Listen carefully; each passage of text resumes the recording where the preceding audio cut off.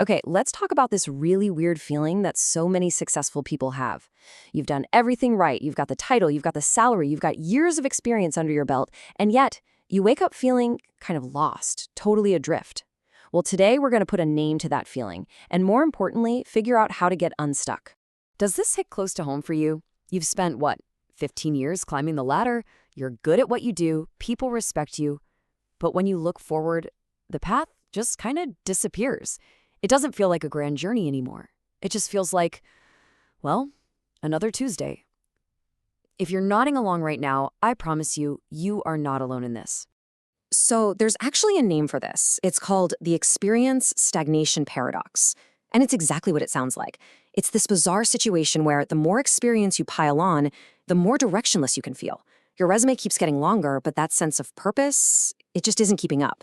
So the big question is, why? How does this even happen? All right, so to figure out how to break free, we first have to understand what's trapping us. Let's really dig in and diagnose the hidden forces that cause this paradox. We'll start with one of the biggest culprits. Think about it. For the first decade or so of your career, the path is usually super clear, right? You go from junior to senior to lead to manager. It's a ladder. You just focus on the next rung. But what happens when you get to the top of that ladder? Well, it just stops. The next steps aren't so obvious anymore.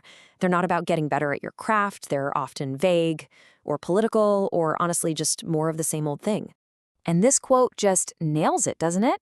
You've been an amazing navigator, following the company map perfectly. But now you're at the edge and there's no compass, no one pointing the way.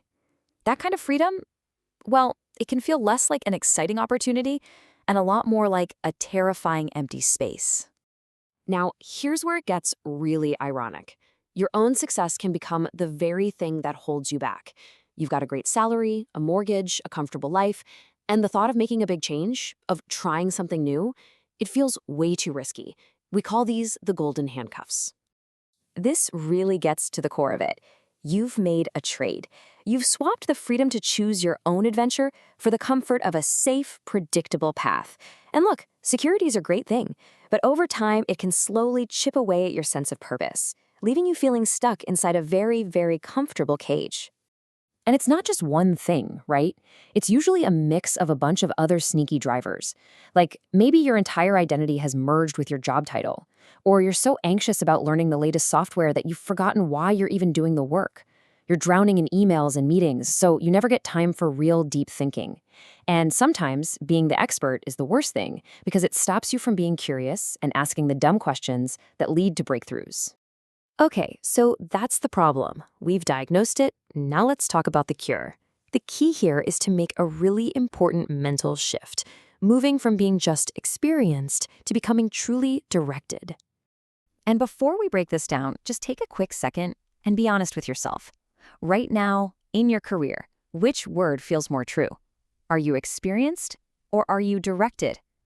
I love this table because it lays out the two paths so clearly. On one side, you have the experienced professional. Their focus is on output, getting stuff done. Their motivation is avoiding failure and maintaining status. And how do they grow? Well, they just do more of the same.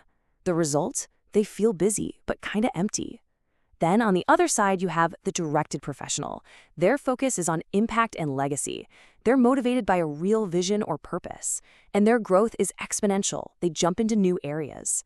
The feeling? Challenged for sure, but deeply fulfilled. And that's the entire game right there.